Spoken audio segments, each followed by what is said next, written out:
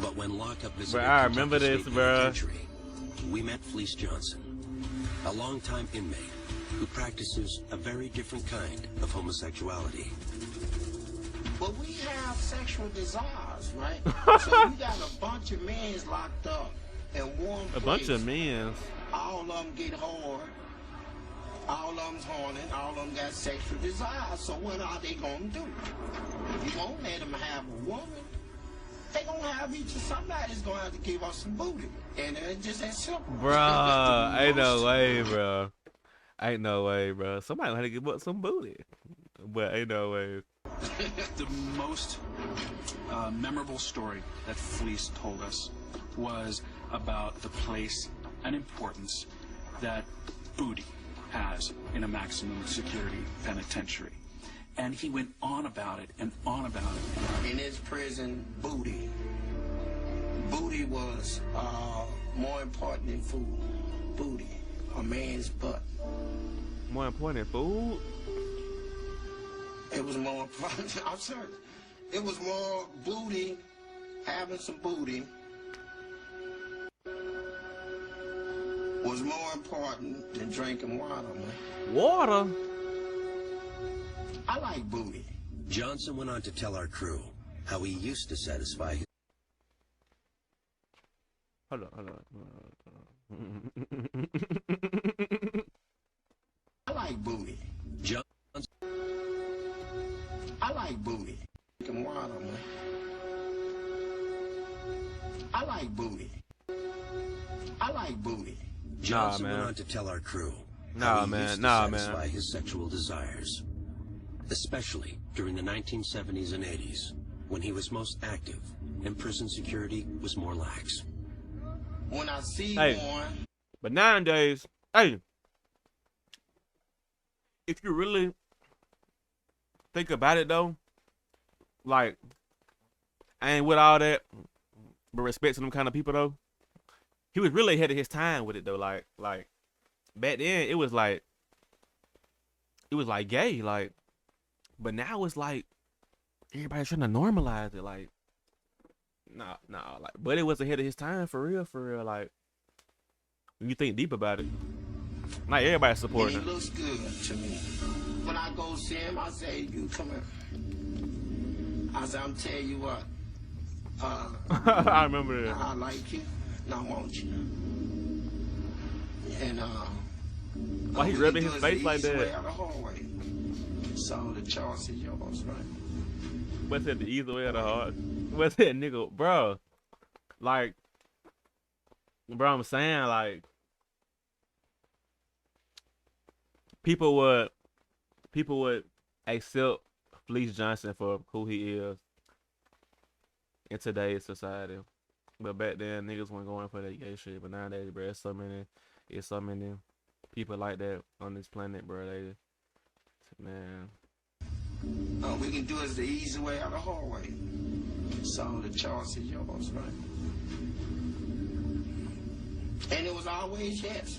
Johnson also had a was warning always for the that. new generation of inmates. They might be asking for trouble from old-timers. You know, they got this thing where they sag their pants past their butt. It's a style. They call it some sort of gangster style. You know, it's sexy to us, right? And see, but they weren't prepared for this, right? Hey, but y'all boys better stop sagging y'all pants. So Shit. you sag your pants in her, man, somebody be up in your butt, you know, and it's just that simple. Johnson even let the lockup crew know that when he was in his prime, they wouldn't be safe from his advances either. If y'all had been in her back then in them days, and as much as I like booty, I probably felt one of y'all butts as y'all was walking past me and dared you to say something. I'm not no shame in my game. This is nothing that I'm ashamed to admit. I am what I am. I'm a warrior too, you know, so let that be known. I'm a warrior. But this man easy, bro. This man evil, bro. Hold on, I gotta see this one. Here's one thing you need to do before buying anything online. Don't spend another dime on That way Amazon until evil. you watch. Oh, I know who you are, Chris Hansen. But see, I calls you Chris Hansen. I watch your TV show all the time. Oh man, man, I don't know if y'all know about Fleece Johnson, but Fleece Johnson became really popular in my lifetime as a child when he was portrayed on a Boondock. But wait.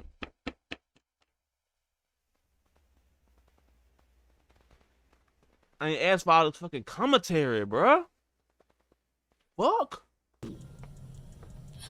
Effect on his a YouTube a little snippet to Lungs horny, all of them got sexual desire, so what are they gonna do? You won't let them have a woman. They gonna have each of somebody's gonna have to give us some booty. And it's just that simple. I was in prison, I was causing mayhem, you know. You look so different. Eventually lay down.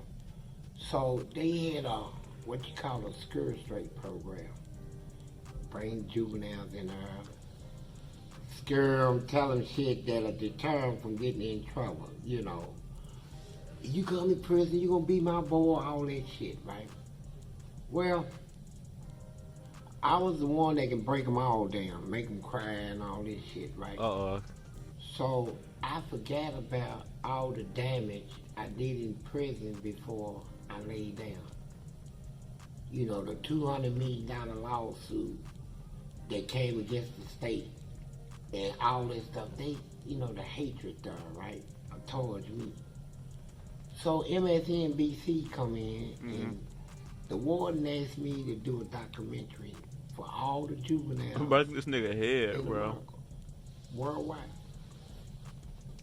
And at that time, like I said, I didn't think I was gonna ever get out of prison. I mean, I'm going on 40, I'm 30-something years in. Oh. Man, I thought he said he was 30-something years old right here. I was say, what the fuck? Hey, well, Uncle had be rolling in the woods, though. So,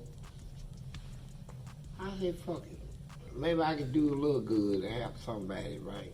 So big nose ass nigga, big nose ass nigga. I ain't gonna tell them the shit that their parents told them. Stay out of trouble, you end up in prison. They done heard all this shit. This shit don't register.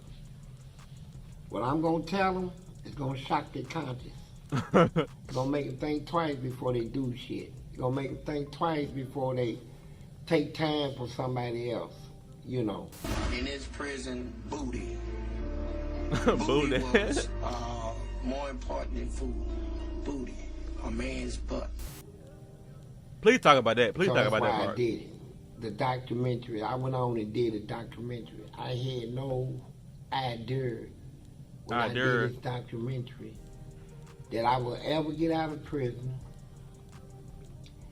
that all these other sites was gonna come aboard and take what I did and put it in a negative light, you know, trying to make me look like I was just a predator. You is a predator, nigga. And like I said, yeah, I like ass. And to me, ass is ass. It don't make no difference to me where it comes. This nigga this old, he still like man booty. You know, you get 30 years in prison, you don't care about where your booty comes from. You tired of jacking off, you tired of looking at smoke. What's ass his ass? You ready to fuck something. And I was ready.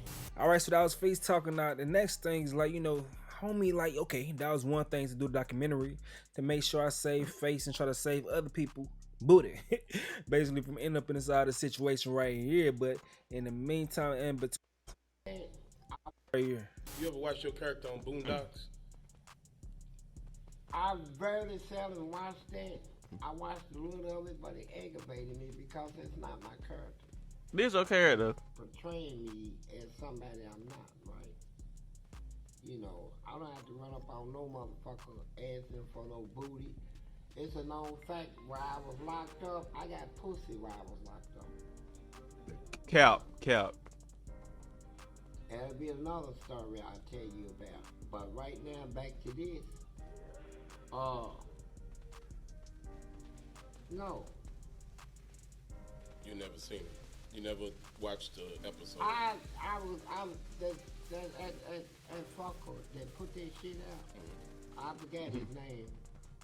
But I can't stand him right to this day, right?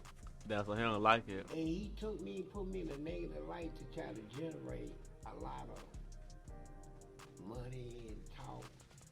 But what he did is it hurted me. Because I go up for parole, I cuss him out. Cause I didn't think I was gonna ever get. I mean, he brought it on himself though. Like, fuck you, fuck Frankfurt, fuck all you motherfuckers. Kicked the chair over, walked out of the parole room, and they told me that same day you got parole. The same day you kicked over the table. Yeah, and cussed them out. They said I had parole. damn, hold up. I ain't gonna lie, but this shit interesting, bro. I ain't gonna lie. Because they had something set up for me out here. They done took my documentary and done edited it and done put it in a negative light, right? So they want me to feel this when I get out. I done caused them so much trouble in prison, so they want to show me that they gonna give it back to me when they put me on the streets, right? So every time I get a job, this shit'll come up. Damn. The booty, man. Taking their ass and all this shit.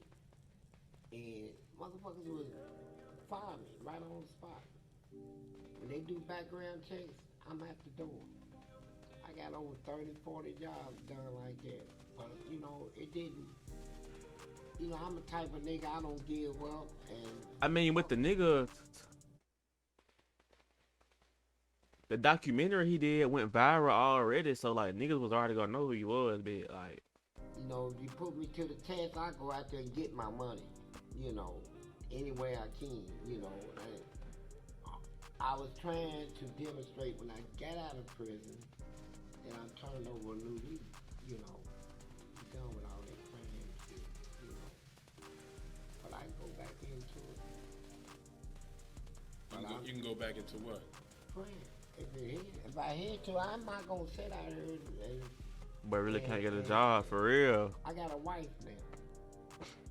Shit, I'd be scared of him too. Shit. My wife know all about this shit. I told her. But here, that nigga old as hell. I'm gonna. My kid's ass right there.